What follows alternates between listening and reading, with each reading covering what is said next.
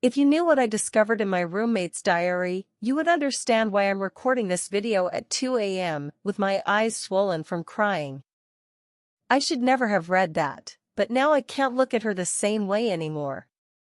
Let me tell you about my roommate Sarah, and how I met my best friend, or at least, I thought she was. We met through a roommate app 8 months ago. She seemed perfect, funny, caring, always supportive. She was my best friend, or at least I thought she was. We were incredibly close, sharing everything, from movie nights to cooking together. Stay until the end because what I discovered will absolutely shock you. Sarah was everything you'd want in a friend. She was hilarious, caring, always there when I needed support.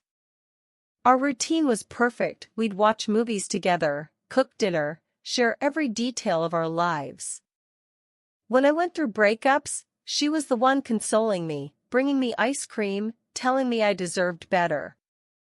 I trusted her blindly. There was this one time when I got really sick with food poisoning, and she took care of me for 3 days straight. She was like the sister I never had. But some things started bothering me. She knew way too much about my dating life. She'd always ask for intimate details about my dates, about what happened, what we talked about. She was almost too curious about my love life. But I never imagined the real reason behind all those questions. It was a normal Tuesday morning. Sarah left for work but came back 15 minutes later because she forgot something. I was in the living room, working on my laptop, when I heard her grab something from her room and leave again in a rush. That's when I saw it. Her purple diary was sitting open on the kitchen table. She must have been writing in it that morning and forgot to close it when she rushed out. I tried to ignore it. I really did. I knew I shouldn't look. But something was pulling me towards it. At first, I just glanced from across the room. Then I got up to get some water, and I couldn't help but get closer. My curiosity was stronger than my morals. The first thing I saw was my birthday written at the top of the page. Why would she write down my birthday? We'd already celebrated it 2 months ago. I started flipping through the pages, and what I saw on the next page made me stop breathing. Pages and pages, about me. This wasn't a normal diary. This was a file about my entire life. Every fear I'd ever shared with her, every insecurity, every secret I thought was safe between us. Names and phone numbers of every guy I'd ever dated, details of private conversations we'd had late at night when I was vulnerable and emotional. This was systematic. Organized. Calculated. She had documented my vulnerabilities with notes on how to use them effectively. Plans on how to control my reactions to different situations. But the worst discovery was waiting for me in a section titled How to Destroy My Name if Necessary. It was a detailed list of my deepest fears and step-by-step instructions on how to weaponize them against me if she ever needed to. My hands started shaking. I felt sick to my stomach. I felt violated, betrayed, used. This person I trusted with my life had been treating me like a science experiment. But the worst was still coming.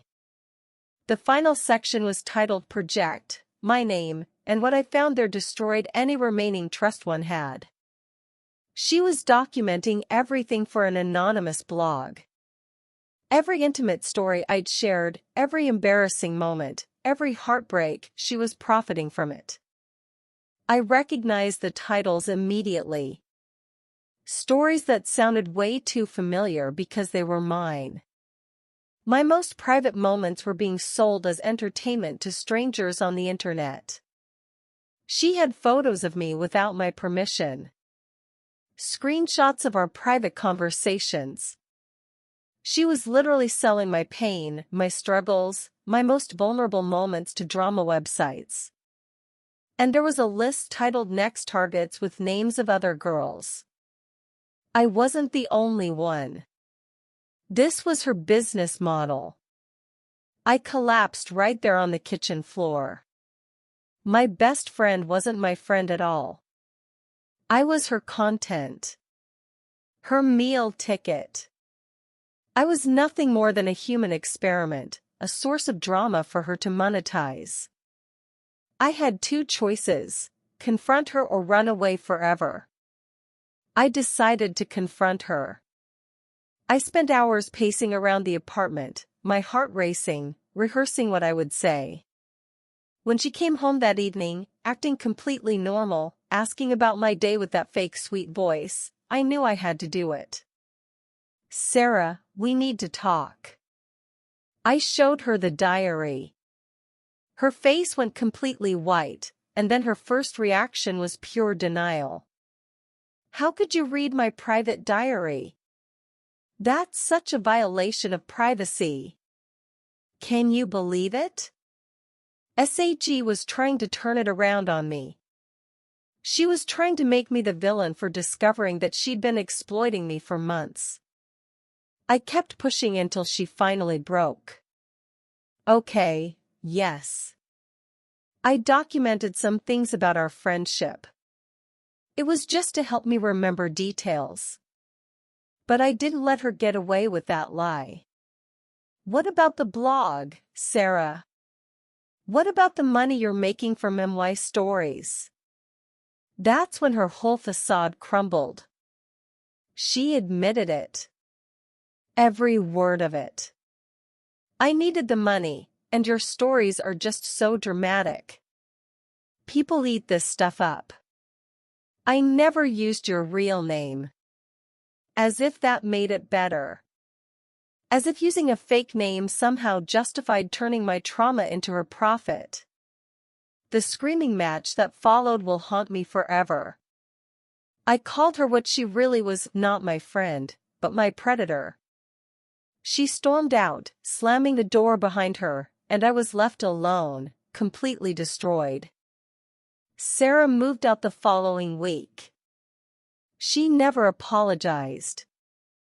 Through some online detective work, I discovered that other girls had gone through the same thing with her.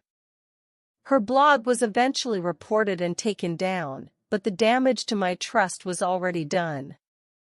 The healing process was long and painful. I had to learn to trust my instincts again, to recognize the red flags I'd ignored. Her excessive curiosity about my personal life, the way she'd push for more details when I was emotional and vulnerable, how she always seemed to know exactly what to say to get me to open up more. The lesson I learned is that sometimes the people closest to us are hiding the darkest secrets. Real friends don't treat you like content. They don't document your vulnerabilities as weapons. They don't profit from your pain. If you've ever experienced something similar, please share your story in the comments. And remember, never let anyone use you as entertainment. Sarah, if you're watching this, you know exactly what you did. You know the pain you caused. And you know you're not welcome in my life ever again. To everyone else watching, protect your intimate stories. Be careful who you trust with your vulnerabilities. And always trust your gut when something feels off. I'll see you in the next video, if I can ever fully trust someone again.